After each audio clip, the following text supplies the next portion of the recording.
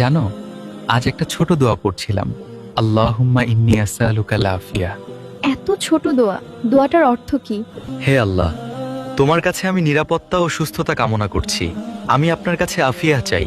বলো তো, আফিয়া আসলে কি? আফিয়া মানে শুধু সুস্থ থাকা নয়, আফিয়া মানে দুঃখ কষ্ট থেকেও মুক্ত থাকা। তাহলে যদি শরীর সুস্থ থাকে, মন শান্ত থাকে, তাও আফিয়া। যদি প্রয়োজন মাফিক রিজিক থাকে, জীবনটা উপভোগ করা যায়, আর সন্তানরা নিরাপদে থাকে, সবই আফিয়া। সুবহানাল্লাহ। মানে আমরা যখন এই দোয়া করি, আল্লাহর কাছে পুরো জীবনটাই চাইছি। দুনিয়া ও আখিরাতের সব কষ্ট, পরীক্ষা, ক্ষতি থেকে বাঁচার দোয়া, এটা দেখেছি।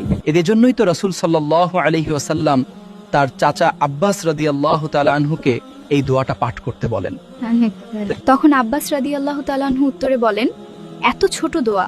রাসূলুল্লাহ সাল্লাল্লাহু আলাইহি ওয়াসাল্লাম জবাব দিয়েছিলেন, প্রিয় চাচা, আল্লাহর কাছে আফিয়াহ চান। আফিয়াহের চেয়ে উত্তম আর কিছু হতে পারে না। তিরমিজি 3514। সুবহানাল্লাহ।